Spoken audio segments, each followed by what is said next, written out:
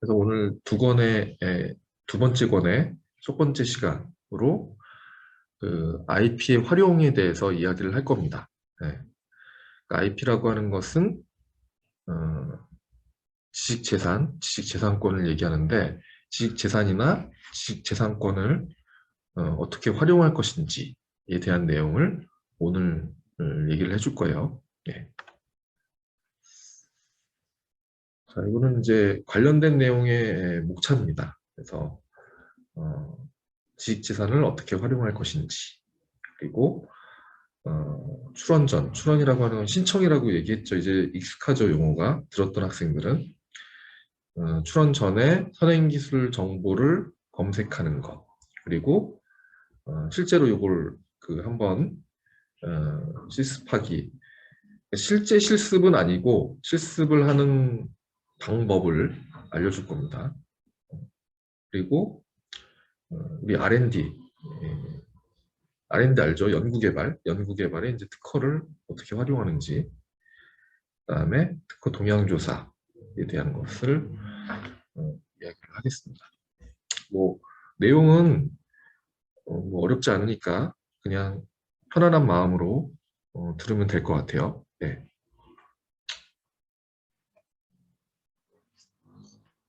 자, IP를 어떻게 활용할 것인지. 일단 IP라고 하는 지식재산권에는 일단 특허도 있고 상표도 있고 디자인도 있고 저작권도 있고 그렇죠. 먼저 이제 특허의 활용에 대해서 얘기를 하겠습니다. 특허의 활용은 몇 가지로 이제 나눠볼 수 있는데, 첫 번째로 방패로서의 특허의 활용. 그러니까 뭐 그다음 두 번째가 뭐 방패, 다음에 창 또는 무기 뭐 이런 얘기가 또 나오겠죠. 먼저 이제 방패로서의 특허는 이런 사례가 있어요.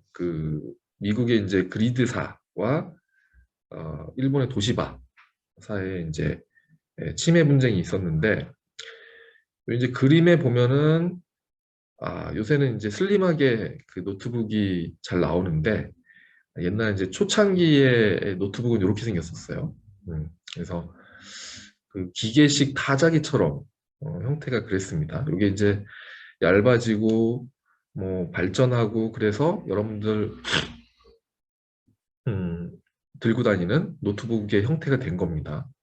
요새 우리 흔히 보는, 처음에는 이랬다는 거죠. 80년대 초반에 이 제품화돼서 나온 거고, 근데 이제 80년대 초반에 이런 특허가 있었다. 그리드사의 특허가. 그러니까 보니까 형태가 거의 유사하죠, 그죠? 그래서 여기 이제 화면이 있고, 그다음에 키보드, 그다음에 본체로 이루어진 요 그리드사의 노트북 관련 특허가 있었습니다. 요게 이제 그 경과 과정인데, 미국의 그리드사가 82년 노트북 컴퓨터의 기본 구조에 대한, 요게 이제 도면인데, 출원해서 86년도에 이제 등록을 받았습니다. 82년도에 출원해서 86년도에 등록을 받았어요. 근데 이제 일본의 도시바는 최초의 노트북 제품, 이게 T1100이라는 모델입니다. 이게 이제 처음에 나와가지고 기존에 없던 새로운 컴퓨터죠. 그래서 큰 인기를 얻고서 이제 시장이 더 큰 미국에 이제 진출을 시도하게 됩니다. 근데 미국에 들어가려고 봤더니 이런 특허가 있네. 그래서 이제 분쟁이 발생을 했죠.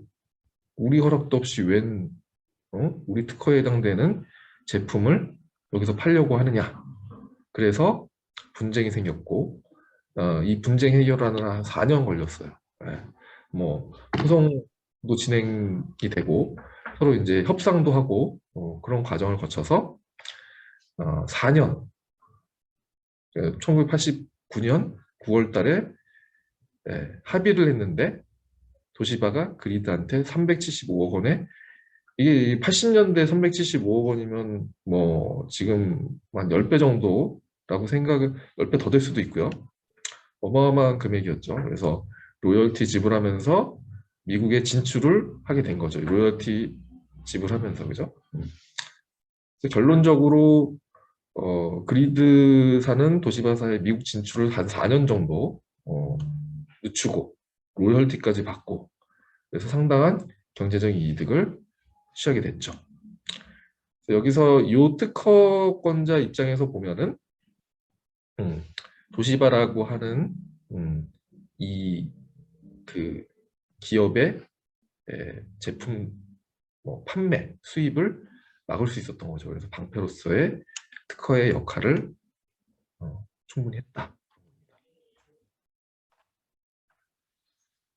나왔죠. 무기로서의 특허. 사례를 이제 두 가지 정도를 얘기를 할 텐데, 이걸 되게 뭐랄까, 이게 공격하는, 남을 공격하는 무기로 사용할 수 있다는 거죠. 특허를. 그러니까 무기로서 사용하는 특허라고 하는 것은 뭐예요? 내 특허를 왜 침해하느냐라고 침해 금지를 청구를 하든지 뭐 그런 형태로 활용하는 걸 이야기를 합니다. 그래서 첫 번째 요 등록 특허. 요거는 IBM 특허예요. IBM 특허인데 청구항 1항이 이제 요 다음 페이지에서 보여줄 텐데 굉장히 잘 브로드하게 넓게 권리 범위가 넓게 기재가 돼서 스마트폰에서 전자문서를 송수신하는 전송하는 모든 시스템에 대해서 이 특허에 모두 걸릴 듯하게 그렇게 기재가 돼 있어요. 한번 보죠. 자, 좀 전에 얘기한 특허의 청구 범위 1항입니다. 1항. 이렇게 써 있어요. 자, 통신 시스템의 전자문서를 사용하기 위한 방법에 있어서 이거는 뭐 선언적으로 그냥 있는 거고, 개인용 전자문서를 수신할 디지털 폰. 그러니까 여기 디지털 폰에는 뭐 피처폰도 해당이 될 수 있고 스마트폰도 해당이 될 수 있고 되게 넓게 해석이 되겠죠, 그죠? 개인용 전자문서라고 하는 것은 뭐 우리 뭐 DOC 파일, 워드 파일, PDF 파일 등등등등 다 해당이 되겠죠, 그죠? 그래서 요거를 수신할 디지털 폰을 등록하는 단계. 근데 디지털 폰은 프로세서 메모리 그 피처폰이든 스마트폰이든 다 프로세서도 있고 메모리도 있잖아요, 그죠? 하나만 하는 얘기예요. 무선 통신 링크를 통하여 뭐 이동 통신 방식을 한정하고 있지 않죠. 뭐 LTE 방식도 있고 등등 뭐 5G도 있고 등등등이 있는데 그냥 여기선 무선 통신 링크를 통해서 상기 디지털 폰을 상기 전자문서를 전송하는 단계 요걸로 그러니까 하여튼 이런 디지털 폰을 이용해서 전자문서를 전송하는데 통신 링크를 통해서 한다는 거예요. 너무 당연한 얘기죠. 그죠? 요 전자문서는 메모리 내에 저장되고 프로세서를 이용해서 액세스된다. 이거 당연하죠. 전자문서는 당연히 메모리 내에 저장되고 프로세서를 이용해서 액세스되니까 이렇게 돼 있어요. 청구범위가. 그러니까 우리가 그 스마트폰이든 피처폰이든 여튼 그 폰을 써서 휴대용 폰을 써서 전자문서 어떤 형식이든 다 돼요. 송수신하면은 전송하면은 이 특허에 다 걸리는 거죠. 네. 그러니까 이런 특허가 원천성이 있는 특허기 때문에 걸면 걸릴 수 있다는 거예요. 물론 이제 이 특허를 실제로 무기로 내놨을 때 큰 피해를 받게 되는 상대방 기업이 뭐 이 특허에 그 무효 심판이나 무효 소송을 제기하거나 그렇게 대응을 할 수는 있겠죠. 근데 기본적으로 이런 특허가 등록이 되면은 굉장히 강력하다. 자, 두 번째 사례. 이거는 이제 삼성전자 개인이 이제 출원해서 등록을 받은 특허인데 요거가 삼성의 주력 스마트폰에 적용된 사운드앤샷 기능에 해당되는 특허였다는 거죠. 사운드앤샷 기능이라는 거는 사진을 이제 스마트폰에 찍었을 때 그 찍은 시점 전후로 해서 그 배경에서 들려오는 소리. 그러니까 예를 들어서 내가 어떤 사진을 찍었는데 숲의 사진을 찍었는데 주변에 뭐 새소리가 들리면은 사진과 함께 배경으로 그 새소리가 같이 찍히는 거죠, 그죠? 그런 겁니다. 자, 청구 범위를 보면은 이렇게 돼 있어요. 음성 사진 촬영 장치에 대해서 이제 청구하고 있는데, 피사체에 대한 사진을 촬영한 사진 촬영. 이건 뭐 스마트폰에 카메라가 다 달려 있잖아요, 그죠? 이게 음성 사진 촬영 장치 주변의 음성을 기설정된 시간에 음성 블록 단위로 녹음하여 저장하는 음성 분할 녹음부. 그러니까 이런 거예요. 그러니까 예를 들어서 자, 뭐 카메라가 있고 그죠? 카메라가 있고 주변 음성을 녹음하는 녹음부가 있는데, 이 음성을 어떻게 녹음하냐면 이게 이제 시간의 길이가 이렇게 갈 때 어느 시점에 사진을 찍는 거죠, 그죠? 이 시점. 그래서 이 시점에 사진을 짤깍 찍었을 때 기설정된 시간에 음성 블록 단위로 녹음하여 저장한다. 그래서 뭐 여튼 요 블록 단위로 나눈다는 거예요, 시간을. 그죠? 이렇게 나누고 이렇게 나누고 이렇게 나누고 이렇게 뭐 일정하게 나누겠죠, 시간을. 그죠? 어느 시점에 이제 사진을 찍히는 시점을 요 시점이라고 보면은 여튼 시간의 흐름을 인적 블록 단위로 이제 나누는 거예요. 그죠? 피사체가 촬영되는 경우에 이때 이제 찍히는 거죠. 촬영 시점 요겁니다. 요거 촬영 시점에 대응되는 음성 블록이 뭐예요? 요 음성 블록이죠, 그죠? 촬영 시점에 대응되는 음성 블록 및 상기 촬영 시점에 대응되는 음성 블록 전후, 그러면은 요 블록이 되겠죠, 그죠? 전후 블록이니까 뭐 여러 개일 수도 있고 몇 개 안 될 수도 있고 그렇죠.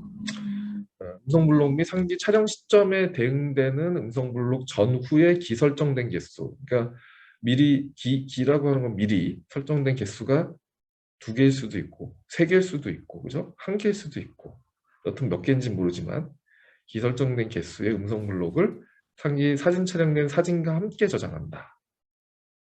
이거 그죠? 어떤 시점에 사진이 찍히면은 그죠? 이 시간 블록에 해당될 수도 있고 요 전후로 몇 개가 될지 모르지만 미리 설정된 개수만큼 여기에 해당되는 소리가 같이 녹음된다는 얘기죠.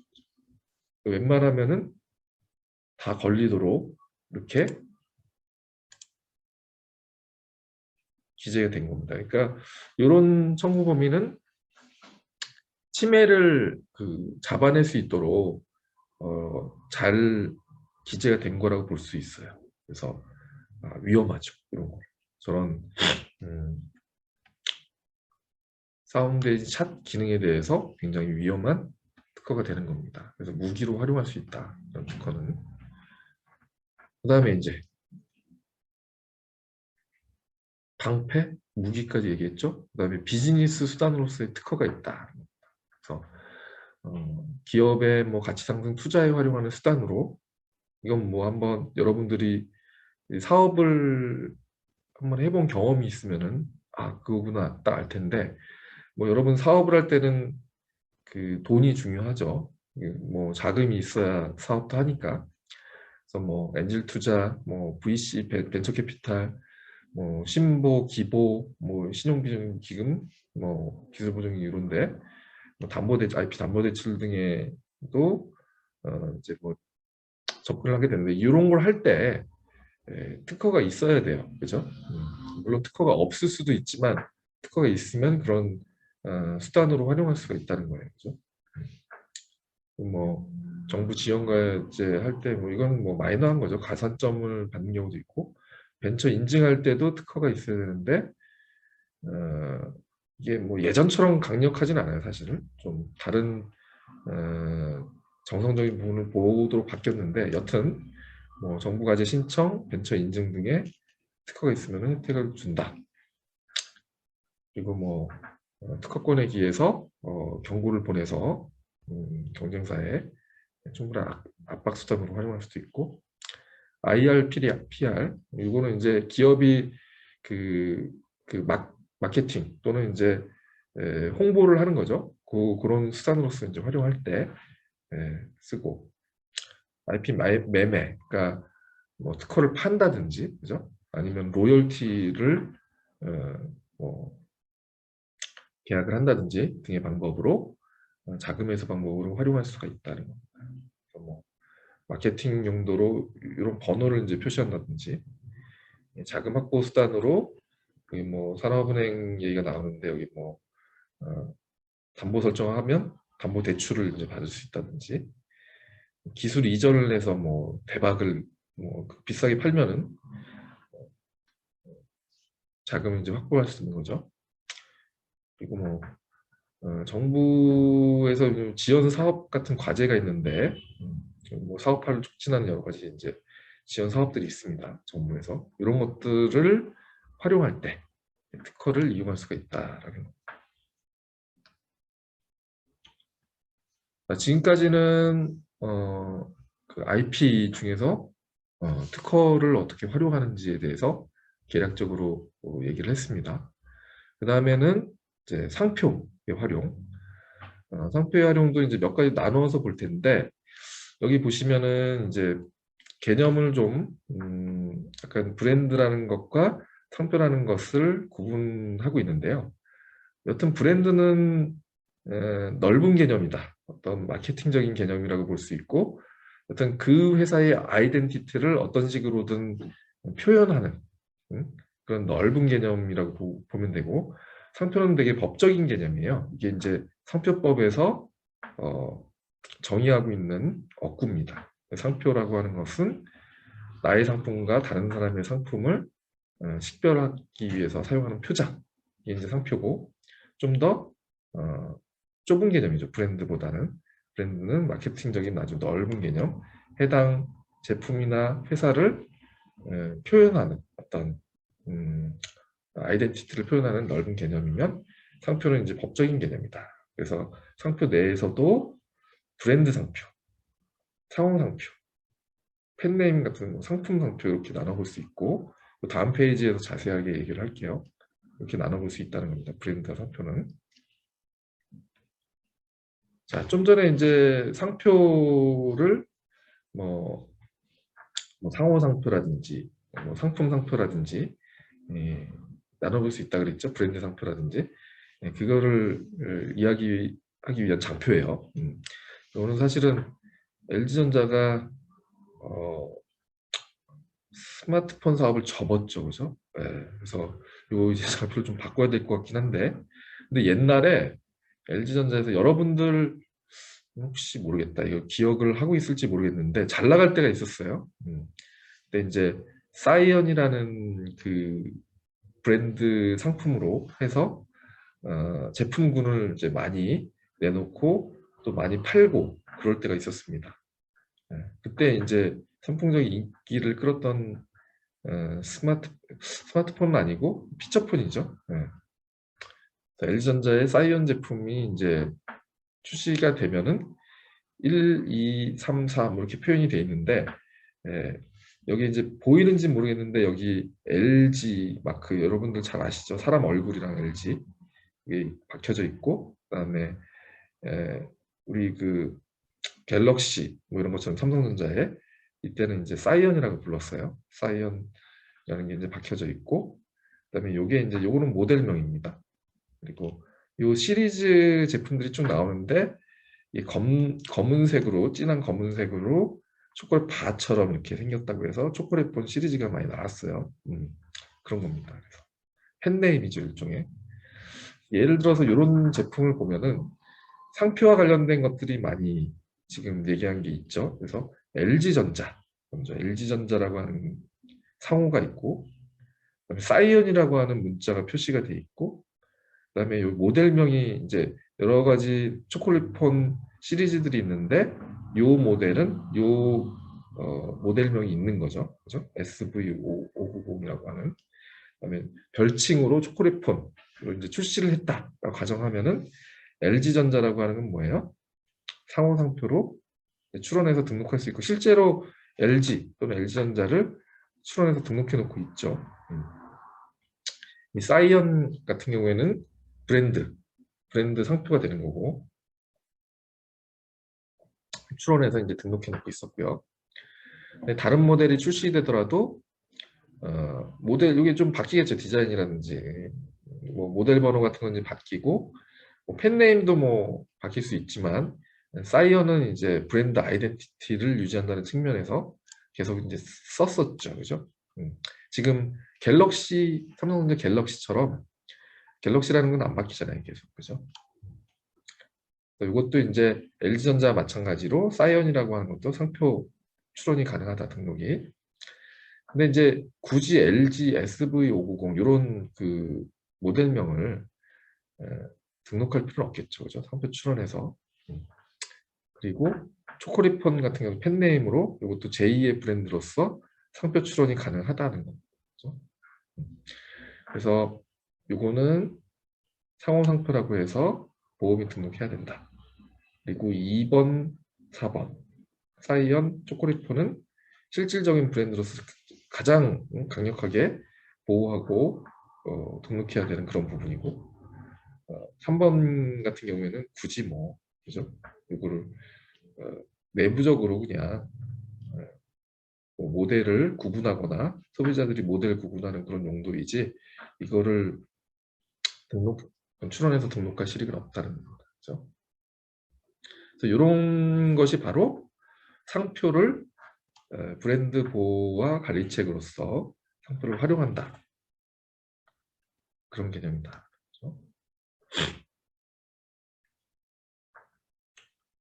도메인 이름의 보호를 위한 상표의 등록 이렇게 돼 있어요. 근데 사실은 상표를 등록했다고 하더라도 도메인 이름 보호가 안 될 수도 있어요. 그러니까 여러분들 무슨 사업을 하든 이게 이제 뭐 상호가 될 수도 있고 브랜드가 될 수도 있는데 나오면 바로 상표 출원도 하고 동시에 그게 이제 플랫폼 서비스 뭐 이런 거면은 도메인 이름 등록도 바로 하는 게 좋습니다. 시차를 두고 하는 게 별로 안 좋아요. 왜냐면은 어, 그런 걸 이제 보고 있다가 미리 선점해서 도메인을 이제 가지고 가는 경우들이 있어서 사례는 이제 뭐 마스터카드 co.kr이라는 걸 미리 이제 누가 등록시켜 놨는데 마스터카드는 되게 이제 뭐 국제적인 그런 그 브랜드죠. 그런데 이제 이거를 미리 도메인은 이제 등록시켜 놨었어요. 결과적으로 뭐 등록이 말소가 됐는데 이게 말소가 되는 게 그렇게 아주 쉬운 건 아닙니다. 이 사람이 뭐 다른 쇼핑몰을 운영하고 있으니까 이거를 부정하게 이제 사용할 목적이 있다는 식으로 이제 판단을 받아야 말소가 가능한 거예요. 무조건 말소되는 건 아니고. 그러니까 이제 선점을 해서 어, 이걸 가지고 뭐 이용하는 사람들, 돈 받고 이제 팔려고 하는 사람들이 있단 말이에요. 예. 근데 이제 정당 상표권자가 이제 도메인 네임 회복하기 위해 상표권 등에 기해서 도메인 네임의 말소 회복을 청구하는 별도의 조치를 하기 위해서 뭐 상표 등록이 필요하다. 뭐 그렇게 뭐 할 수도 있지만 상표 등록을 했다고 해서 해당되는 도메인 이름을 내 걸로 만들려면은 나한테 이제 정당한 권한이 일단 있어야 되는 거고 그 다음에 이게 어려운 부분이죠. 그러니까 도메인을 보유한 사람한테 부정한 목적이 인정돼야 말소가 가능합니다. 근데 이제 이 사람이 뭐 나는 모르는 상태에서 그냥 등록을 받은 거다. 뭐 그리고 뭐 자기 사업으로 뭐 한다. 뭐 굉장히 유명한 상표라고 하면은 부정한 목적이 쉽게 인정이 되겠으나 마스터카드처럼 우리가 이제 사용하려고 하는 상표는 유명하지 않은 경우가 대부분이겠죠. 처음 사업 시작하는데 그런 경우에는 부정한 목적을 밝혀내기가 쉽지는 않습니다. 네.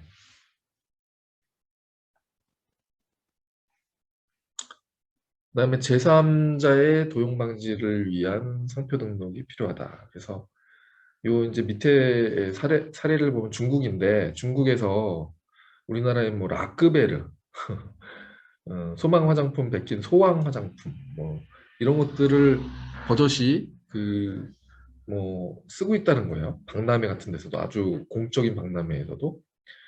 근데 그래서 이게 사실 우리나라에 어느 정도 인지도가 있는 상표 같은 경우에는 뭐 중국이라든지 외국의 진출하기 전에 해당 국가에서 상표 등록을 받는 것이 굉장히 필요하다. 이런 식으로 뭐 라크베르라고 하는 나름 이제 네임드 화장품 회사인데 중국에서 뭐 불량 화장품 팔면은 보면 신용 실추가 되고 수요자 입장에서도 오인 운동이 초래되는 거죠. 그래서 이제 뭐 막대한 피해가 발생할 수 있기 때문에 이런 도용을 방지하기 위해서는 꼭 이제 상표 등록을 해두는 게 좋다. 그렇죠? 그래서 계속 사업을 위해서는 좀 전에 첫 번째로 얘기한 브랜드 관리, 도메인명 보호, 제3자 도용 방지 이런 것들이 이제 상표권을 확보해서 적극적으로 좀 관리할 필요가 있다는 겁니다.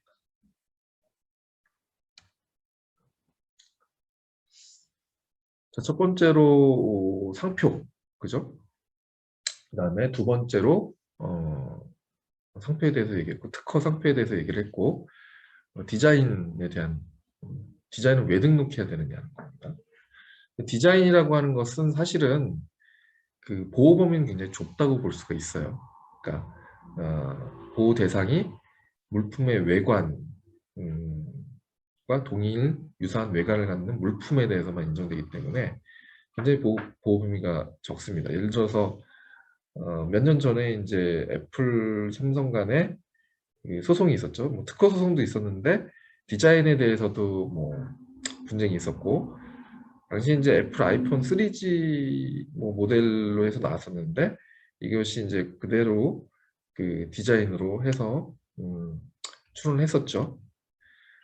근데 이제 삼성 갤럭시 S 같은 경우 디자인이 이런데 이게 사실은 근데 그 마음이 사랑하는 마음이 동백꽃처럼 빨간 음소거 해주세요. 네. 네.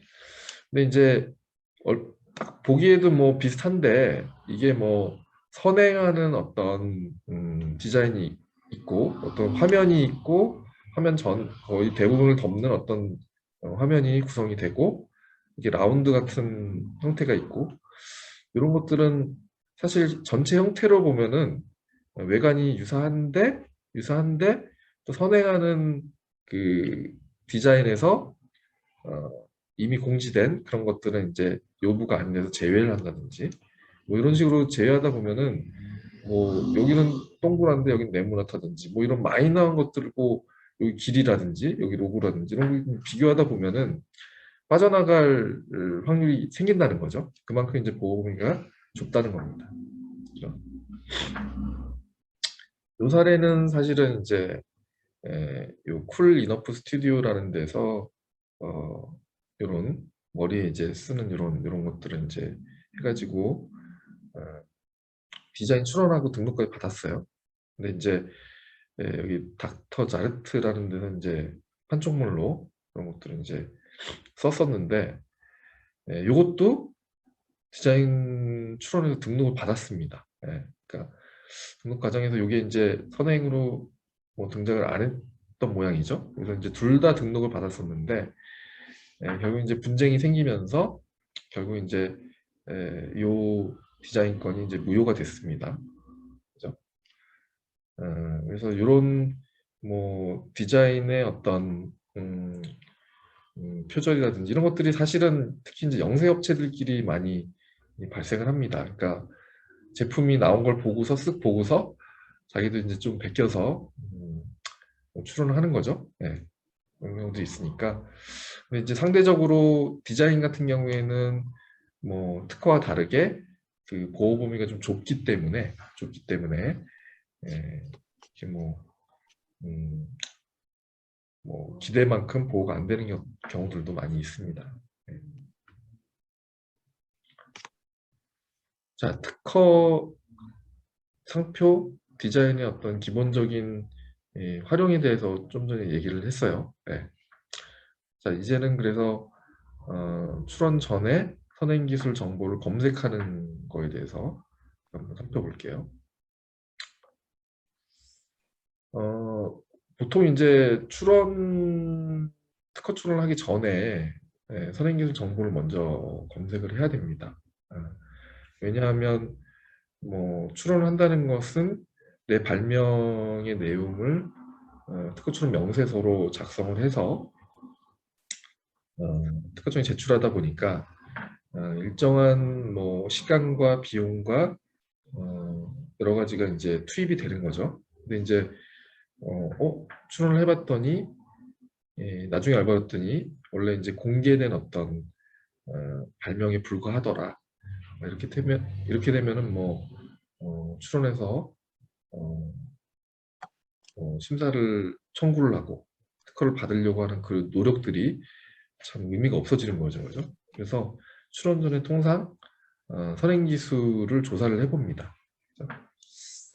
선행기술이라고 하는 것은 저는 출원시를 기준으로 해서 그 전에 공개된 일체의 기술을 선행기술, 먼저 오는 기술이라는 거죠, 그죠? 네. 출원 시점, 이제 신청 시점이 굉장히 중요합니다. 특허에서는 이 시점을 기준으로 해서 신규성, 진보성이 판단된다. 그러니까 신규성, 진보성이라는 용어가 좀 어려울 수도 있는데 신규성이라고 하는 것은 그전에 없던 것이다. 새로운 것이다. 그런 여부를 판단하는 거고 진보성이라고 하는 것은 해당 발명이 뭐 기존에는 없던 것이긴 하나 뭐 있었던 것에서 좀 다수런 조합이라든지 크게 어렵지 않게 생각할 수 있는 거라면 진보성이 없다 판단이 돼서 이제 등록을 안 해주는 그런 기준이에요. 그래서 신규성, 진보성의 판단 기준 시점은 신청시, 출원시가 기준이 되는 거다. 발명의 신청시. 그래서 뭐 동일하거나, 이거는 신규성에 대한 얘기죠. 공개된 것과 동일하거나 공개된 거로부터 쉽게 생각할 수 있다. 이건 진보성이 없다는 거죠. 특허 불가, 특허를 못 내준다. 미리 조사할 필요가 있다.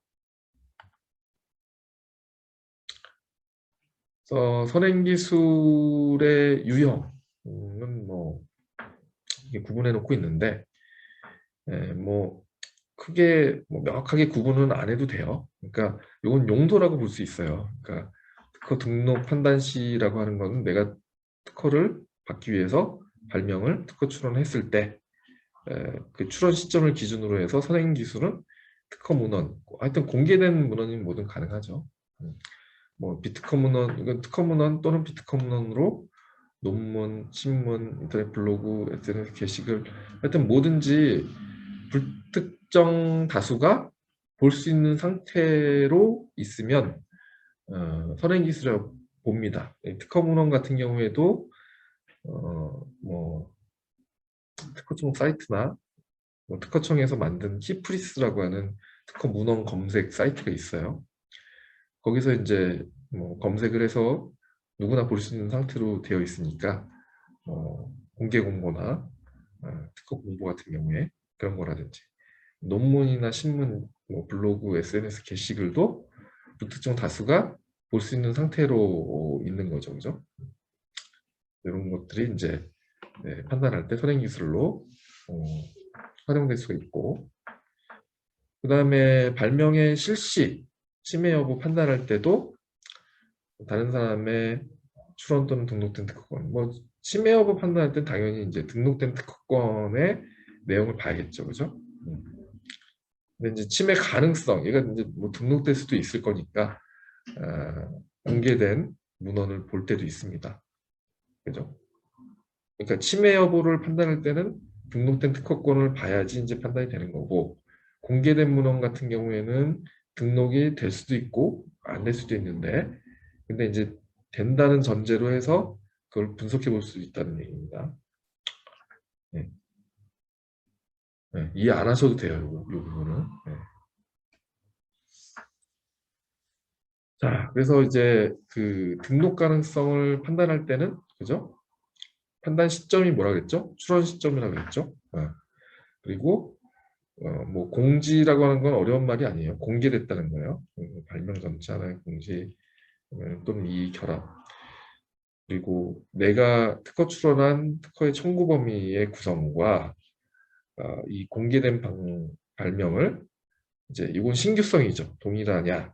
쉽게 생각할 수 있느냐? 이건 진보성 판단이라는 거예요. 그러니까 다시 얘기해서 내가 어떤 발명을 특허 출원했어요. 그러면 청구 범위라는 데에 내 발명의 구성이 기재가 됩니다. 내가 권리화하고 싶은 내용이 그것과 공지된 아까 특허 문헌 또는 논문 또는 뭐 SNS 등등에 기재된 그런 것들과 비교를 해서 신규성과 진보성을 판단한다는 거예요. 근데 동일한 구성입니다. 신규성을 판단할 때는 문헌 하나랑 내 청구 범위랑 비교를 해서 신규성 여부를 판단을 해야 되는 거예요. 근데 쉽게 생각할 수 있는가? 요 진보성 판단을 할 때는 하나의 문헌이어도 되고 몇 개의 문헌을 조합해서 결합해서 내 청구 범위에 기재된 발명의 내용과 비교를 해도 됩니다. 그죠? 네. 신규성 판단할 때는 문헌 하나, 선행 기술 하나, 진보성 판단할 때는 하나여도 되고 몇 개 조합해서 요 판단을 해도 된다. 그죠? 그래서 출원 발명의 청구 범위와 공개된 발명이 동일한지 이건 뭐예요? 신규성 판단. 그리고 그로부터 요 문헌으로부터 통상의 기술자가 쉽게 생각할 수 있는지 여부 이건 진보성 판단. 그죠? 그래서 뭐 범위는 문헌 전체를 비교 대상으로 하는 거고 동일한지 여부 신규성 판단은 하나의 문헌과 내 청구 범위에 비교를 한다는 거고 쉽게 생각해낼 수 있는지 여부는 하나의 문헌 또는 이들 결합 몇 개의 문헌 결합해서 해상 구성을 쉽게 생각할 수 있는지 여부를 기준으로 판단한다. 그죠? 한마디로 신규성은 문헌 1대1 비교, 진보성은 1대1 또는 n대1 비교해서 판단한다는 거죠. 네. 그 이해를 꼭 안 하셔도 돼요. 그 부분은. 자, 이거 예시적으로 좀 얘기를 하면은 좀 더 이해가 확대가 될 수가 있을 것 같아요. 내가 이제 그 여기 요 구성에 대해서 뭐 무효를 시키고 싶다. 예를 들어서 그러니까 대상 특허가 뭐냐면 컴퓨터 사인펜이에요. 컴퓨터 사인펜인데 옛날엔 뭐 사인펜이 동그란 것만 있었는데 여기 이제 각을 지게 해가지고 그죠? 네모난 펜 쪽으로 변형한 요 특허에 대해서 특허가 났다. 근데 이거를 무효시키고 싶다. 그래서 선행 문헌을 찾았어요. 선행 문헌을. 아 이런 특허 공고가 있네. 실용진학 공고가 있네. 봤더니 요게 이제 확대된 확대도를 봤더니 아 각진 요런 부분이 있었다. 그러면 사실은 뭐 설명에서 여기 각졌다든지 뭐 이렇게 그런 내용이 없더라도 청구 범위든 도면이든 발명의 설명이든 도면이잖아요 여기 네, 전체에 파악되는 내용을 기준으로 비교를 하는 거니까 어느 부분에서든 이런 내용이 기재가 돼 있으면은 비교를 해서 신규성이 있는지 여부를 판단할 수 있다는 거예요. 그죠? 이 문제에서는 이 특허의 이런 구성이 여기에 게시가 돼 있으니까 공개가 돼 있으니까 신규성 흥결로 거절 또는 무효될 수가 있다는 겁니다. 자, 이거는 이제 진보성 판단을 예시한 예시예요. 이거는 이제 예를 들어서 내가 이런 거를 추론을 하려고 그러는 거예요. 봤더니 이게 이제 그 우리 볼펜이라고 하는 게 이제 그 볼펜 심이 있고 그죠? 볼펜 심이라고 하는 거는 끝부분에 볼이 있죠, 볼. 그죠? 근데 이제 글을 쓰다 보면은 이게 수직으로 볼이 딱 접촉을 하면 종이에 그지? 잘 써지는데 이 비스듬하게 쓰다 보면은 볼의 일부가 요 옆면에 의해서 가려지니까 잘 안 써지는 경우가 있죠. 그거를 해결하기 위해서 여기 비스듬히 자른 거예요. 비스듬히. 그래서 여기 볼의 면적이 종이에 닿는 면적이 넓어지겠죠. 그죠? 그런 구성입니다. 그래서 펜을 눕혀서 편하게 잡고 글씨를 쓸 때 닿는 면적이 증가하도록 한다는 거죠. 그죠? 비스듬하게 자른다는 거예요. 글씨 굵기가 더 굵어지고 더 커지고 마찰력이 줄어들어서 부드럽게 사용하게 해주는 볼펜볼 뭐 이런 거. 근데 이제 선행 기술 문헌, 특허 공고를 찾아봤더니 이런 게 있더라 거예요. 그래서 이게 이제 구글 이게 꺾어지도록 이렇게 돼 있어요. 이렇게 쓰면은 이쪽으로 꺾어지면은 여기 종이에 닿는 면적이 더 커지겠죠, 그죠? 네. 최대 면적을 노출하여 필기면에 대해서 편안한 각도로 그릴 수 있도록 한다. 사실은 차이는 있어요. 이거는 이쪽으로 이제 비스듬하게 깎는 거고, 이거는 각도를 달리해서 면적을 넓혀주는 건데 구성의 차이는 있죠, 사실은. 근데 이제 기존의 문제점이라고 하는 건 동일하게 인식을 하고 있고 극복하기 위한 해결 방안이 유사하고 효과를 쉽게 예측할 수 있다. 그래서 이 인용 발명, 선행 문헌으로부터 대상 발명을 쉽게 생각할 수 있다. 이건 뭐 여러분들 생각은 다를 수 있어요. 이게 뭐 쉽지 않은 것 같다 이런 생각이 그렇게 판단할 수도 있는데 이거 여기서는 이제 심사관이 그렇게 판단을 했다는 거예요. 그냥. 인용 발명으로부터 대상 발명을 쉽게 생각할 수 있다. 그래서 신규성 흠결은 아니지만 인용 발명의 구성 1, 2에 의하면 송상희 기술자가 쉽게 생각할 수 있다 이런 구성을. 그래서 거절된다는 그런 취지입니다. 그렇죠? 어떤 구성의 어떤 조합에 의해서 내 발명을 거절할 수 있다 그런 취지입니다. 네.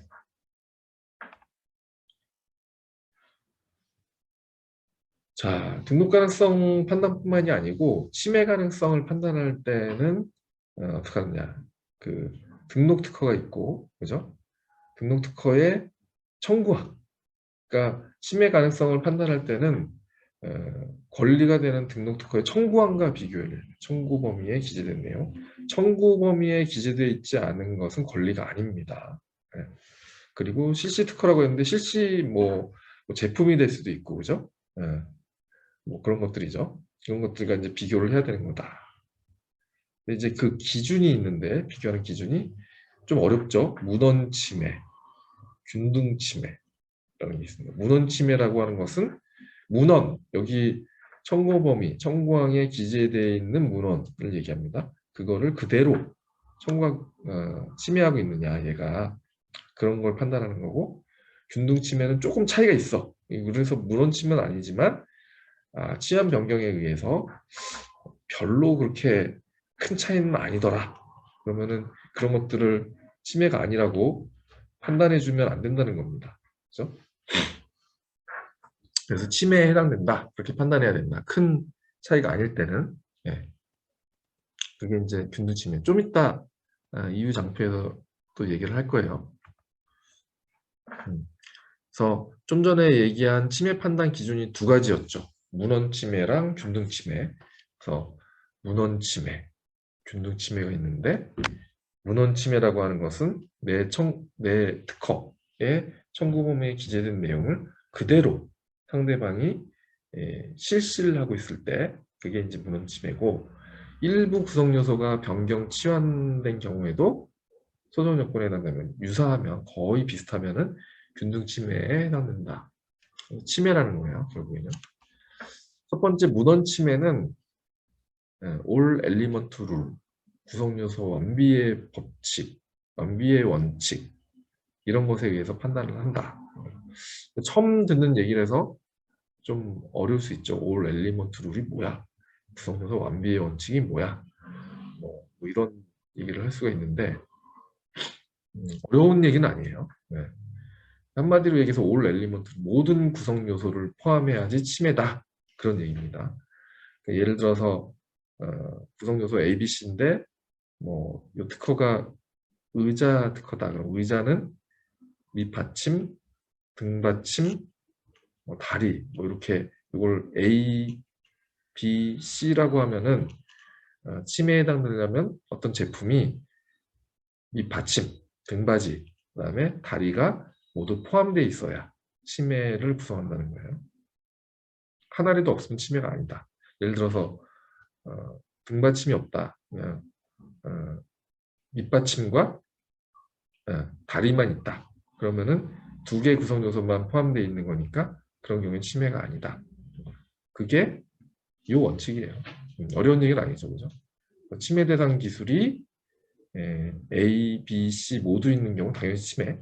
침해 대상 기술이 A, B, C 다 있고 플러스 알파 뭐 이렇게 뭐 밑받침, 등받침, 그다음에 다리, 그게 내 특허인데 여기에 뭐 팔걸이까지 포함시켰다. 그것도 침해라는 거예요. 여기에 이미 구성 요소를 모두 포함하고 있기 때문에.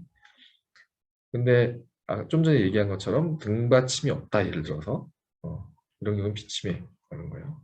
예외적으로 균등 침해는 뭐냐? 구성 요소 일부가 달라. 차이가 좀 있는데 이게 뭐 크게 C를 C-로 치환하는 게 뭐 크게 어려운 게 아니다. 그런 거에 해당되면은 균등 침해에 해당돼서 침해로 봐준다는 거죠.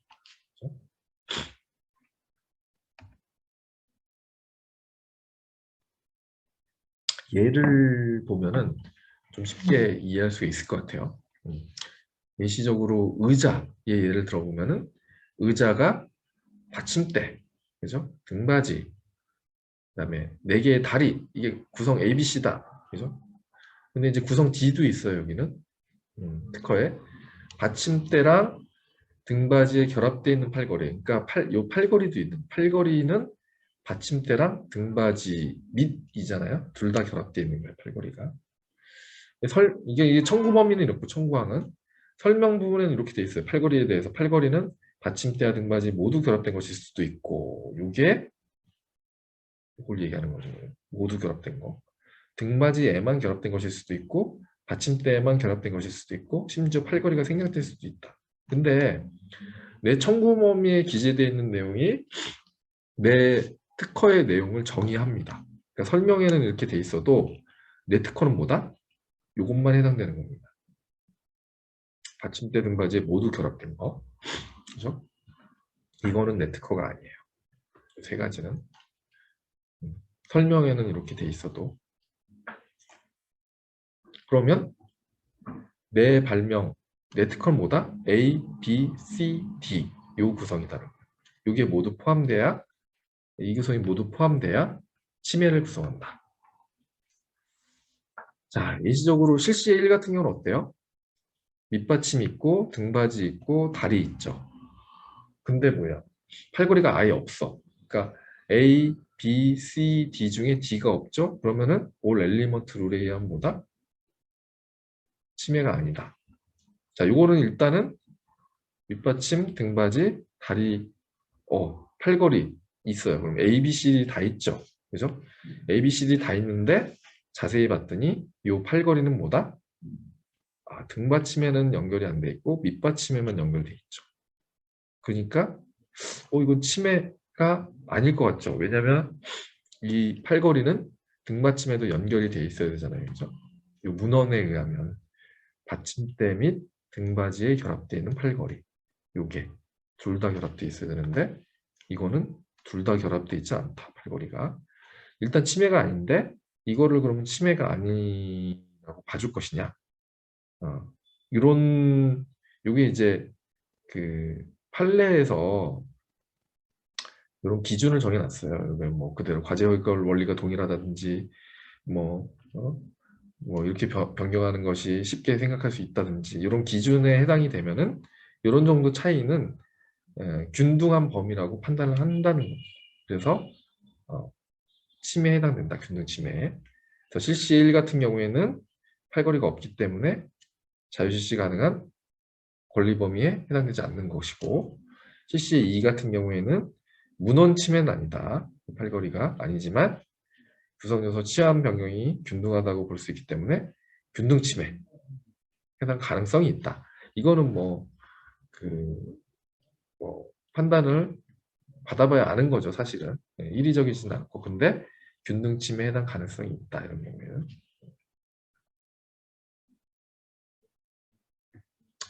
자, 이런 그 선행기술 조사의 순서는 뭐 이런 순서로 뭐 합니다. 그래서 이제 목적이 이제 정해져야 된다. 그래서 출원하기 전에 선행기술 조사하는 건지, 무효 조사를 하는 건지. 예를 들어서 이제 무효 조사를 한다고 하면은 대상 특허의 출원 시점 기준으로 해서 그거에 앞선 선행문들을 조사해야 되는 거죠. 그죠? 그리고 이제 비교 대상은 특허를 무효시켜야 되니까 특허의 청구 범위와 선행 문헌들의 내용을 비교를 해야 된다는 겁니다. 그죠? 뭐 조사 범위는 뭐 조사 기준일, 그러니까 출원일이라든지 뭐 우선일 이런 것들이 있는데 이런 것들은 몰라도 돼요. 여튼 출원일 기준으로 해서 이제 그 전에 오는 문헌들을 조사를 해야 되는 거죠. 출원일 이후에 오는 문헌을 조사해봐야 아무런 소용이 없다. 그런 겁니다. 그죠? 네. 그래서 이제 검색식을 이제 만들어야 됩니다. 이 검색을 하려면. 그래서 이런 뭐 기술 분야 계통, 확장어, 유사어, 동의어 등 다양한 키워드를 이용해서 검색어를 설정하고 뭐 IPC 분류 같은 특허 분류 같은 걸 조합해서 검색하기도 하고요. 이런 내용은 어렵죠. 뭐 특허 분류, 국제 특허 분류가 있는데 뭐 기술을 분류를 한 거예요. 그래서 일정 분류에 속하는 어떤 기술이라고 파악이 되는데 전혀 엉뚱한 기술 분류는 뭐 제외를 한다든지 이런 식으로 하는 겁니다. 뭐 좀 이따가 뭐 그 핵심 키워드, 확장 키워드 등등에 대해서는 좀 더 자세하게 얘기를 할 겁니다. 뭐 그런 내용이고요. 폭넓게 자료를 추출한 다음에 이제 체계적으로 비교를 해서 선행 기술에 해당되는지 또는 유의미한 선행 기술인지 그런 것들 이제 판단을 하게 됩니다.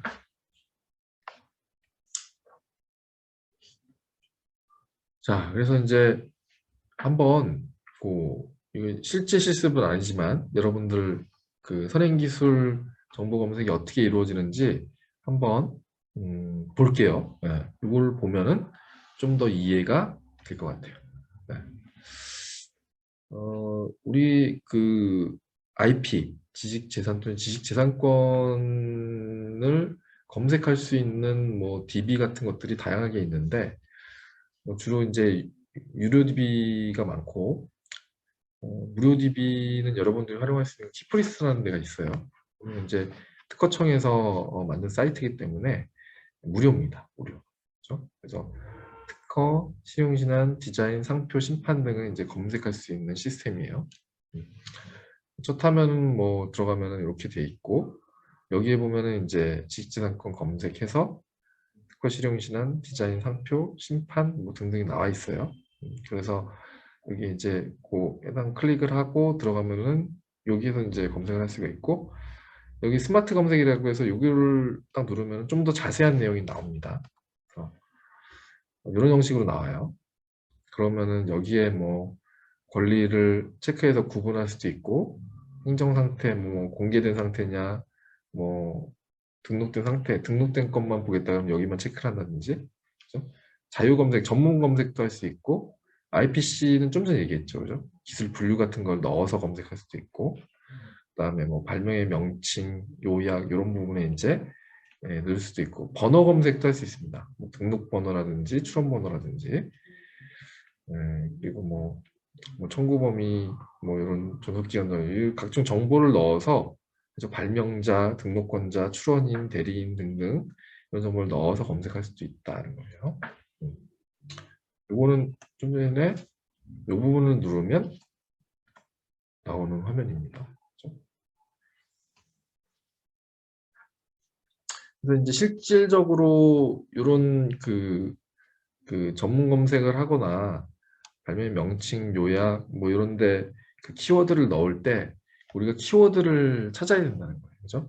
그래서 먼저 이제 핵심 키워드를 찾고 핵심 키워드에 거의 뭐 동일 유사어 같은 걸로 이제 확장을 해서 확장 키워드를 설정을 하고 이것들은 이제 조합을 해서 뭐 검증까지 한다. 이런 과정을 거친다는 겁니다. 선행기술 조사의 과정이. 핵심 키워드를 선택할 때는 잘해야 된다. 핵심 키워드가 여러 개가 이제 묶여서 엔드 범위가 이제 타겟이 되는 거죠. 엔드 범위가. 근데 이제 이 엔드 범위가 이제 잘못 설정해서 너무 넓어지면 이렇게 뭐 키워드가 하나는 전자, 하나는 통신이다. 그럼 너무 겹치는 문헌들이 많겠죠. 그러면 이게 하나만 하는 거란 말이에요. 물론 이제 여기에다가 다른 문헌들까지 좀 조합을 해가지고 범위를 좁힐 수는 있지만 이렇게 너무 브로드한 그 키워드는 바람직하진 않다. 그래서 뭐 동일한 카테고리에 해당되는 경우 타겟의 범위가 너무 이런 경우처럼 너무 넓어져서 검색 자체가 비효율적이 되기 십상이다. 확장 키워드를 그 다음에 도출을 해야 되는데 여기 뭐 확장 키워드는 생각해내는 것이 아니라 이런 데를 이용해 찾아내는 거다 뭐 이렇게 돼 있지만 뭐 생각해내도 돼요. 예, 잘 생각해내면 되죠. 예를 들어서 핵심 키워드가 휴대폰, 모터, 텔레비전 뭐 이런 게 있으면 휴대폰은 우리가 표현할 수 있는 말이 되게 많죠, 그죠? 옛날에 PCS, 뭐 PHS 뭐 이런 것도 있었죠, 옛날에. 셀룰러폰이라고 하기도 하고, 휴대전화라고 하기도 하고, 휴대폰이라고 하기도 하고, 그죠? 뭐 여러 가지 이동 단말이라는 표현도 쓰기도 하고, 더 많죠, 사실은. 예, 그래서 확장 키워드, 예, 모터도 모타라고 하는 것, 모다라고 하는 경우도 있고, 예, 텔레비전도 뭐 TV, 뭐 테레비, 뭐 이런 거, 뭐 화상 처리 장치, 영상 처리 장치 이렇게 표현하기도 하고요. 확장 키워드입니다. 그래서 확장 키워드 사이의 관계는 어떻겠어요? 서로 오어의 관계죠. 오어. 얘네들끼리는 AND의 관계가 됐고 하나의 발명의 구성 요소라고 보면은 그죠? 그게 이제 이런 연산자라는 거에 의해서 정해지는 겁니다. 그죠? 요 AND는 뭐 이렇게 표현을 하고 오어는 플러스, 낫은 느낌표, 우선 연산은 뭐 가로를 이용하기도 하고 다 알죠? 의미는 그죠? A, B 둘 다 포함하고 A 또는 B 중에 하나 그다음에 A가 아닌 걸 포함하고 있는 거고 이걸 먼저 연산하고 그 다음에 이제 핵심 키워드는 그 검색하고자 하는 걸 가리키는 특정 키워드를 얘기하는 거고 확장 키워드는 핵심 키워드와 같거나 유사한 키워드 핵심 키워드 선정 후에 키워드를 확장하는 거고 그죠? 그래서 키워드 연산자를 통해 이런 연산자를 통해 검색 범위를 줄일 수가 있는 겁니다. 예를 들어서 설명을 하면은 좀 더 이해가 쉬울 것 같아요, 여러분들. 자, 기술 내용이 뭐냐면 예를 들어서 이런 거예요. 뭐 보통 이제 요 관 같은 게 이제 금속으로 돼 있고 요 안에 이제 액체가 흐르니까 뭐 부식이 생긴다든지 녹이 생긴다든지 그럴 수 있죠, 그죠? 그래서 금속관을 식수공간으로 사용할 때 내부 부식이 심해져서 식수가 오염되는 문제가 있기 때문에 요 안에 수지라고 하는 건 뭐 플라스틱 재질, 비닐 재질 뭐 이런 거죠. 이런 것들로 코팅을 해서 금속 요 내부를 코팅을 해서 유체가 흐르도록 이런 게 이제 기술 내용이다. 라고 하면은 이런 기술 내용에 대해서 우리가 뭐 선행 문헌을 조사하든지 이런 특허를 무효시키기 위한 뭐 선행 문헌을 조사하든지 그럴 때 키워드를 어떻게 설정하느냐, 키워드랑 그다음에 검색식을 어떻게 설정하느냐를 보면은 이거는 핵심 키워드는 뭐 요 관이 있고 관을 수지는 있어야 될 것 같고 그죠? 이게 이제 뭐 어떻게 관계가 어떻게 되느냐 피복 코팅 돼 있다 그런 개념들이 들어가니까 핵심 키워드는 수지 피복 관 이렇게 돼 있다.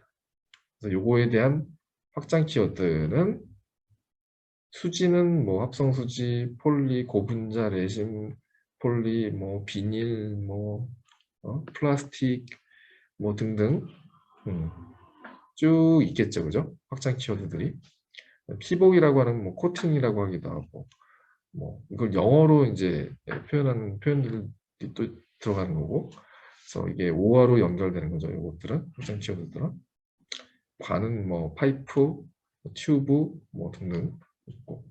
얘네들끼리 이제 AND로 연결되는 거죠. 그래서 요것들이 이제 유사 키워드가 되는 거고, 요거는 핵심 키워드. 확장을 해서 핵심 키워드와 동일 유사 의미로 사용되는 키워드가 유사 키워드가 되는 거고, 핵심 키워드와 상호, 그죠? 요 병렬 관계니까 이제 OR로 연결돼야 되는 거죠. 그죠? 유사 키워드는. 그리고 핵심 키워드들끼리는 타겟 기술이 반드시 포함되어야 하는 단어로서 카테고리가 서로 달라야 되니까 AND로 연결된다. 전체 검색식이 이제 작성이 되는 거죠, 그러면. 자, 그다음에 예시적으로 검색 실습을 한번 더 해보면 이런 겁니다. LED를 포함하는 배드민턴 셔틀콕. 이제 밤에도 이제 배드민턴을 칠 수 있도록 하는 겁니다. 그죠? 그래서 이제 뭐 이것도 이런 과정을 거쳐서 좀 전에 뭐 목적이라든지 뭐 무효 심판을 청구하기 위한 거라든지 조사 범위라든지 이런 것들은 이제 출원을 기준으로 삼고, 그죠? 검색식은 뭐야? 뭐 셔틀콕, 자기 발광체, 배터리는 요거는 빼도 될 것 같아요. 내가 볼 때는. 그래서 셔틀콕에 대한 유사 검색어, 그다음에 LED에 대한 유사 검색어를 AND로 해가지고 키프리스 DB에서 입력해서 검사할 수가 있다. 이렇게. 두 번째는 내가 이제 어떤 발명을 했다. 김서림 방지용 마스크에 대해서 선행문헌 조사를 하고 싶다. 그런 겁니다. 그래서 발명 내용은 여기 이제 돌기가 있고 요 위에 차단막이 있어서 김서림이 요 돌기랑 차단막에 의해서 방지가 된다는 거예요. 그게 내 발명이다. 요거에 대해서 뭐 나머지는 뭐 그죠? 예상 출원일 기준으로 해서 내가 언제 출원할 건데 요거 기준으로 해서 그 전에 나온 것들 조사하는 거죠. 그래서 뭐 김서림 마스크 방지 막으로 구성되니까 요 마스크, 김서림 습기 뭐에 대한 확장 검색어, 방지 차단에 대한 확장 검색어 해가지고 요거를 입력해서 DB에서 검색할 수가 있다.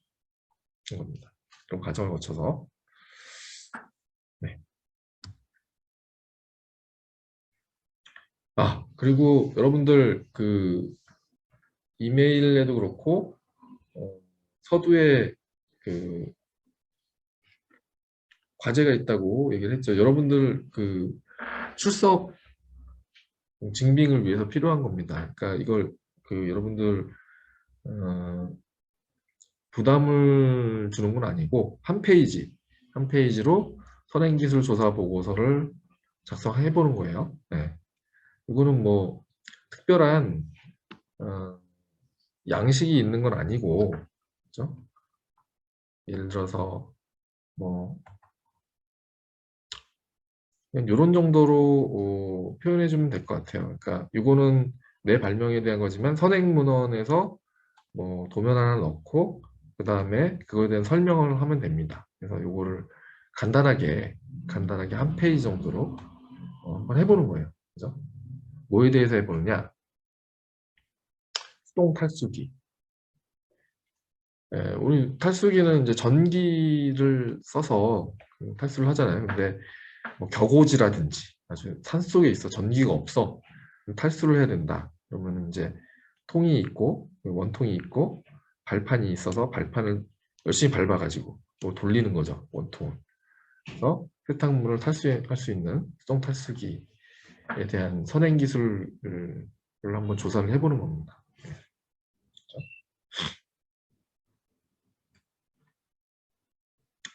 요거를 한번 한 페이지로 작성을 해서 제출을 해주세요. 네. 그다음에 이제 특허를 그 R&D에 활용할 수도 있습니다. 우리가. 네. 그러니까 연구개발 분야에서 R&D를 이제 활용할 수가 있는데 이게 뭐 IP R&D라고 해서 그런 사업들을 많이 하는데요.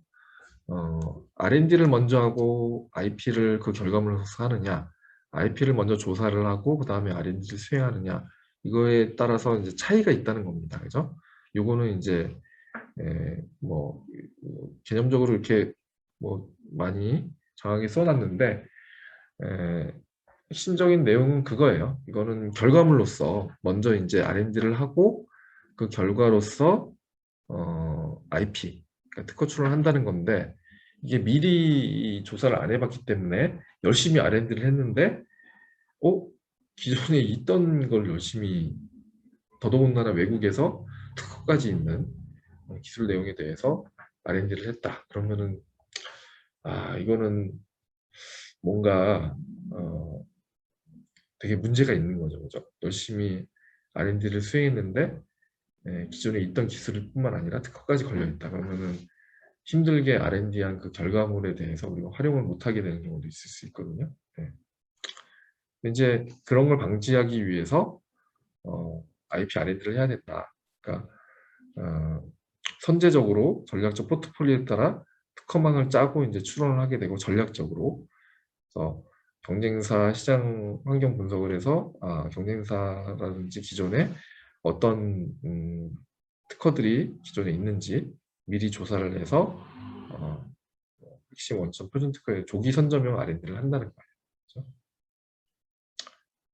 그래서 R&D 결과물로서의 특허 출원과 선 IP 분석 후 R&D 수행 차이가 굉장히 크다. 그래서 IP R&D는 특허 포트폴리오를 기존의 이제 경쟁사라든지 먼저 분석한 다음에 우리가 해야 될 방향성을 구축하고 연구개발 수행하기 때문에 더 효율적이다라는 겁니다.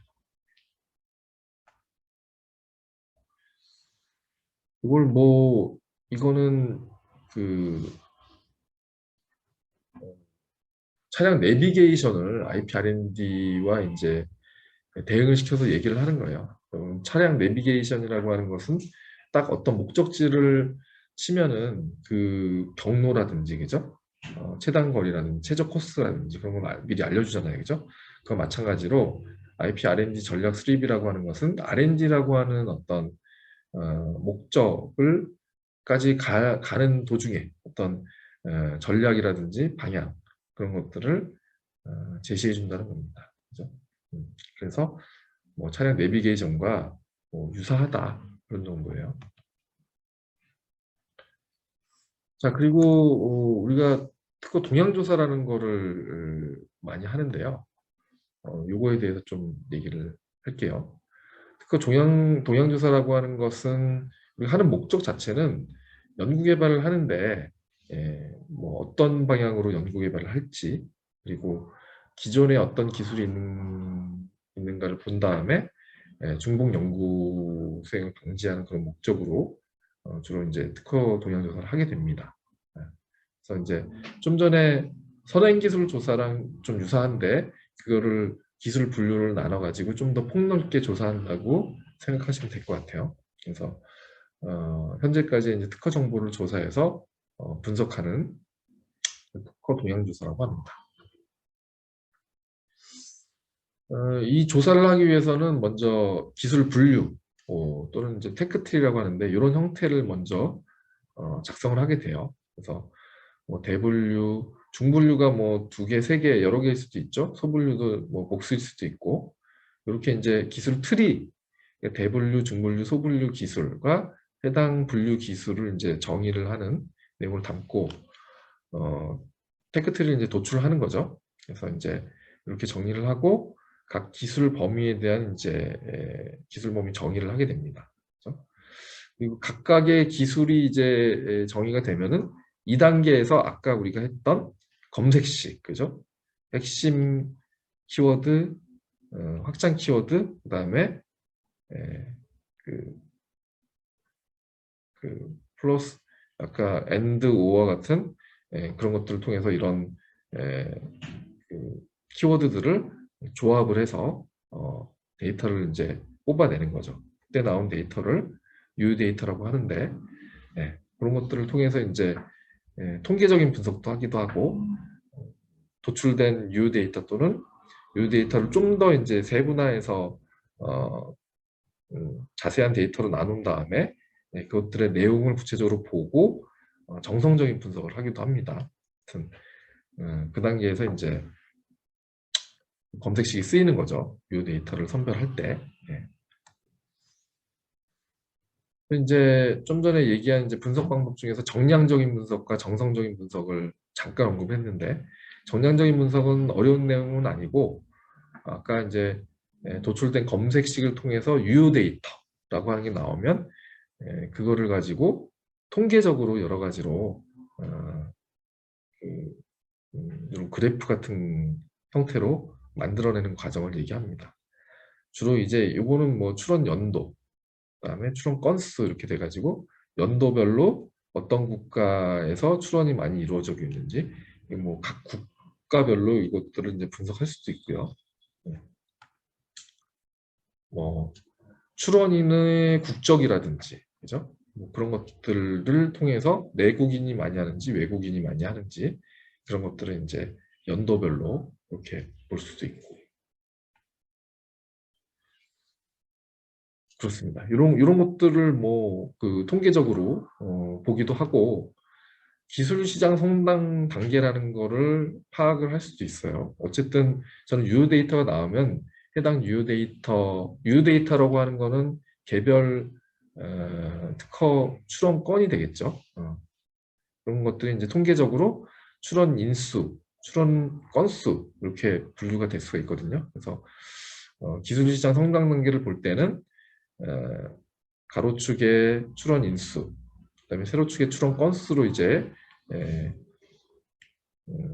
놓고 이제 보게 되는데 예를 들어서 이런 구간 출원 인수랑 출원 건수가 는다는 거는 이 시장 자체가 성장하고 있다는 거겠죠. 많은 사람이 유입되면서 이제 출원이 이루어지고 이 사람들이 많은 출원 건수를 지속적으로 하게 되니까 그죠. 근데 이런 구간에서는 출원 건수는 약간 늘는데 출원 인수는 줄었죠, 그죠? 그러면은 요런 시장은 이제 에, 그 여러 출원인들 중에서 일정 숫자가 이제 도태가 되고 시장이 좀 정리가 되는 거죠, 그죠? 그래서 이제 그런 기술 시장은 이제 성숙 단계에 접어든 기술 시장이다 이렇게 봅니다. 그래서 요런 추세를 볼 수 있는 그래서 뭐 이렇게 증가를 하면은 뭐예요? 그러니까 성장하는 기술 시장, 그죠? 뭐 추세가 이렇게 꺾이면은 이런 식으로 꺾이면은 예, 성숙된 시장 아니면 뭐 이런 단계에서는 출원 건수랑 출원 인수 둘 다 주니까 쇠퇴기라든지 이런 식으로 해석을 할 수 있는 겁니다. 이게 다 아까 이제 유효 데이터가 나오면 그것들을 그래프상에 넣어서 데이터를 뽑아내면 이런 정보들이 나오는 거죠. 이런 것들을 통해서 특허 동향을 알 수가 있는 겁니다. 그러니까 뭐 여러분들 이거를 이해할 필요는 없고 이런 게 있구나라는 정도만 생각하시면 될 것 같아요. 그래서 뭐 주요 상위 출원인 등등도 이제 뭐 어쨌든 통계적인 수치로 나오는 거니까 상위 출원인이라든지 상위 출원인의 성격, 출원 국가, 출원 증가율, 주요 기술 분야 이런 것들을 다 파악할 수가 있습니다. 그리고 세부 기술별 정량 분석. 아까 이제 뭐 대분류뿐만이 아니라 중분류, 소분류별로도 그런 데이터를 뽑아낼 수가 있다.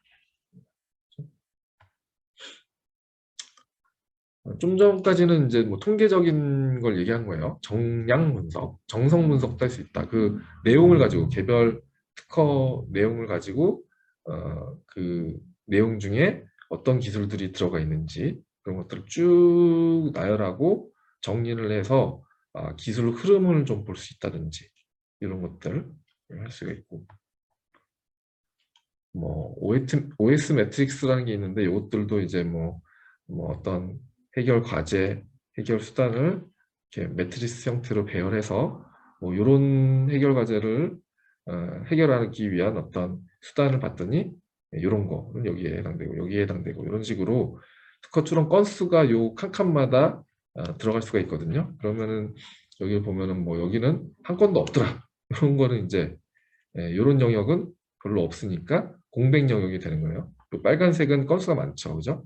이건 집중 영역이 돼서 어떤 기술 분야의 해결 과제랑 해결 수단을 이렇게 나열을 해서 기술 집중 영역, 공백 기술 영역 이렇게 분류해 볼 수가 있는 겁니다. 그죠?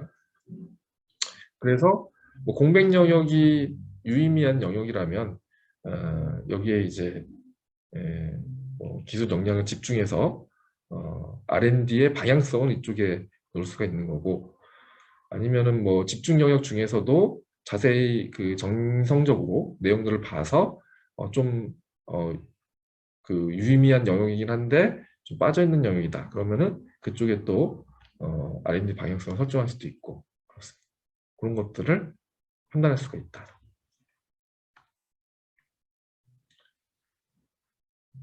그다음에 뭐 그 핵심 특허 권리 분석이라고 해서 우리가 아까 유효 데이터 중에서 연구 개발 기술과 연관성이 높은 핵심 특허에 대해서는 권리 상태, 뭐 기술적인 특징, 권리 범위, 뭐 등록 과정, 심사 과정 등을 조사해서 자세하게 좀 정리를 할 수가 있습니다. 그걸 이제 핵심 특허의 어떤 권리 분석이라고 하는데, 이거는 이제 뭐 핵심 특허 내가 연구 개발하고자 하는 기술의 핵심 특허를 침해하는지 안 하는지 여부, 그죠? 등록된 핵심 특허에 대한 침해 회피를 위한 설계안, 연구 개발 시에 참조 가능한 자유실시 기술 이런 것들도 이제 조사가 가능하고, 연구 개발 시 참조 가치가 있는 유의미한 정보를 하나의 어떤 핵심 특허 권리 분석에 담을 수가 있는 겁니다. 예를 들어서 침해 분석은 내가 이제 하려고 하는 기술이 요건데, 특허가 핵심 특허가 이런 게 있더라. 이렇게 대응이 되니까 결국 내 실시 기술은 이걸 침해를 할 수 있겠구나. 또는 대비를 해봤더니 좀 구성이 다르니까 침해에 해당 안 된다든지. 그래서 이런 구성들을 특허 발명과 내 실시 기술 비교했더니 이런 부분은 다르고 약간 유사하고 해서 결국에는 침해 해당 안 되겠구나. 그런 판단을 할 수가 있는 거죠. 그죠?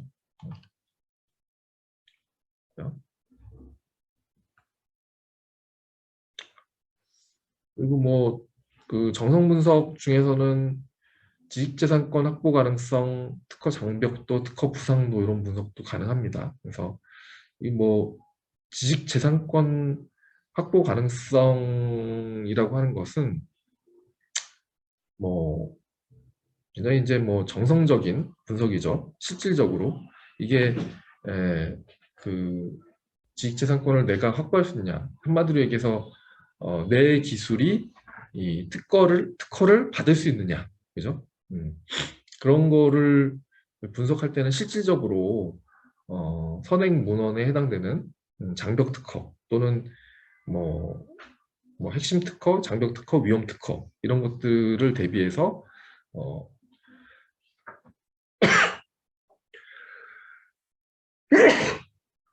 정성적으로 이제 분석을 해야 되는 거죠, 그죠? 그래서 등록 가능성을 실질적으로 이제 판단을 해야 되는 겁니다. 그래서 내 기술이 특허 출원을 이제 가정을 해서 그 장벽 특허 대비 신규성이라든지 진보성이 있는지를 조사한 다음에 유사점과 차이점을 분석해서 특허 등록 가능성을 이제 진단을 하게 되는 거죠. 이런 식으로 이제 결론적으로 정리를 할 수 있겠죠. 그래서 이런 소분류 기술에 대해서 지재권 확보 가능성이 어느 정도나 있는지, 그죠? 분석을 해서 최종 결론을 내게 됩니다. 이런 것들도 정성적인 분석에 해당이 됩니다. 지식재산 확보 가능성 분석. 내용이 되게 좀 어려울 수도 있고 딱딱할 수도 있을 것 같긴 한데 이런 것들이 있다라는 정도만 좀 생각해 주면 될 것 같아요. 네. 그리고 뭐 특허 장벽도 같은 게 있습니다.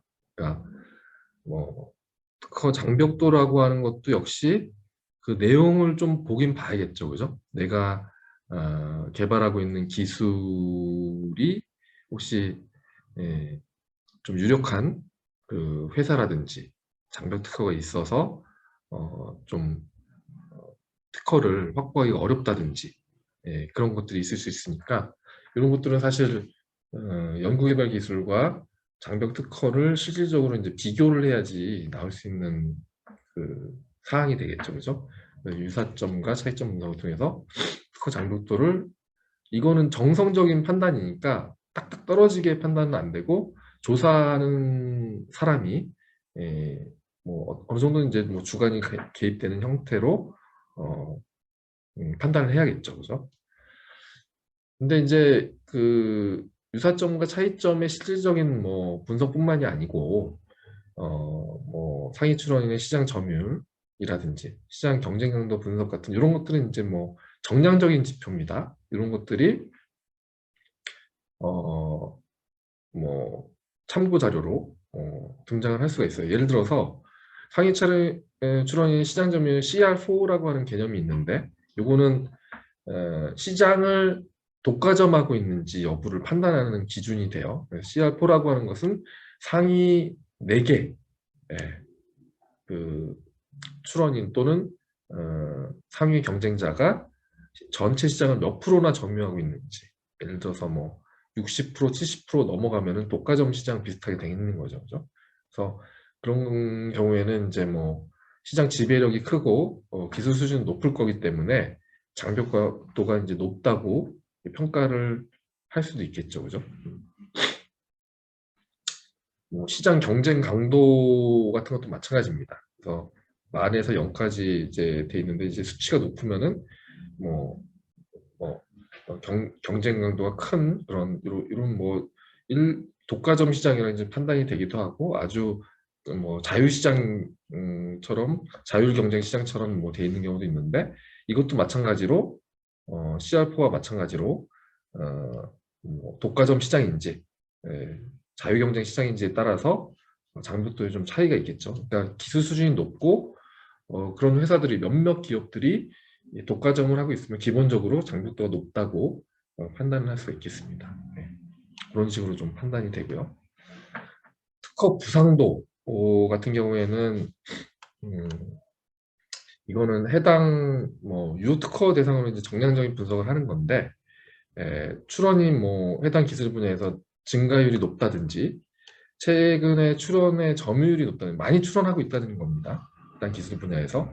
그다음에 외국인의 출원 증가율이 높다든지 이렇게 되면은 그 특허 부상도가 높아서 좀 요즘에 핫한 기술이다, 그렇게 판단할 수가 있다는 거예요. 이런 것들은 사실은 뭐 증가율, 점유율 뭐 이런 것들은 정량적인 내용이니까, 이런 것들이 나오면 해당 기술 분야에 대한 어떤 부상도를 판단할 수가 있는 거죠. 정량적으로. 이렇게 동향조사에 대한 내용을 간단하게 얘기를 했어요. 네. 이거를 자세하게 얘기하려면 정말 자세하게 얘기할 수 있는데, 여러분들 너무 어려울 것 같아요. 그죠? 그래서 간략간략하게 이런 것들이 있다 정도만 얘기를 했습니다. 자, 그래서